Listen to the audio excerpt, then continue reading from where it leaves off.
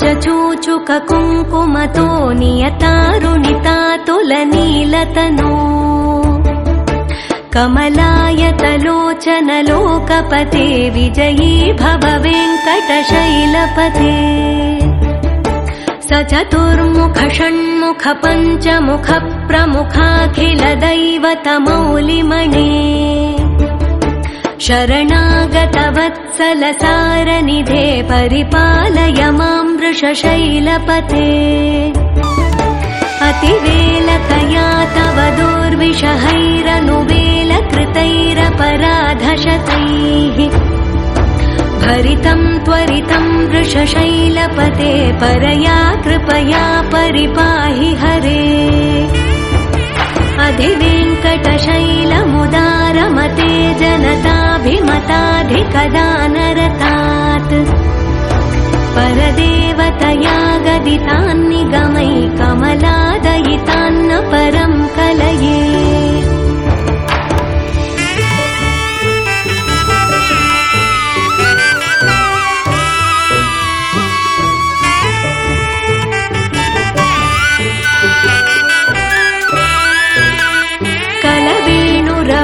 वशगोपवधूशतकोटिवृतात् स्मरकोटिसमात् प्रतिवल्लविकाभिमतात् सुखदात् वसुदेवसुतान्न परं कलये अभिरामगुणाकरदाशरथे जगदेकधनुर्धर धीरमते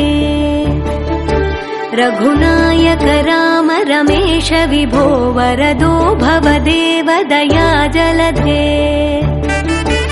अवनीतनया कमनीय करं रजनीकर चारुमुखाम्बुरुहम्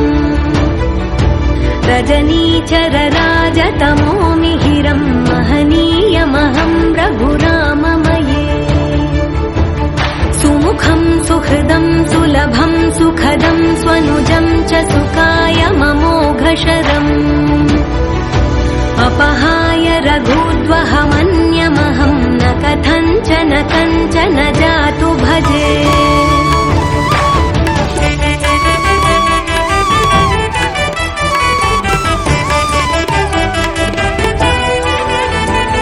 विना वेङ्कटेशं ननाथो ननाथः सदा वेङ्कटेशं स्मरामि स्मरामि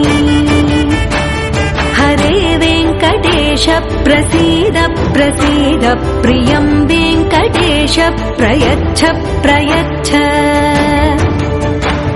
विना वेङ्कटेशं ननाथो ननाथः सदा वेङ्कटेशं स्मरामि स्मरामि हरे वेङ्कटेश प्रसीद प्रसीद प्रियं वेङ्कटेश प्रयच्छ प्रयच्छ अहं दूरतस्ते पदाम्भोजयुग्मं प्रणामेच्छयागत्य सेवां करोमि सकृत्सेवया नित्यसेवा फलं त्वं प्रयच्छ प्रयच्छ प्रभो वेङ्कटेश अज्ञानिना मया दोषान्न शेषान् विहितान् हरे क्षमस्वत्वं क्षमस्वत्वं शेषशैलशिखामणे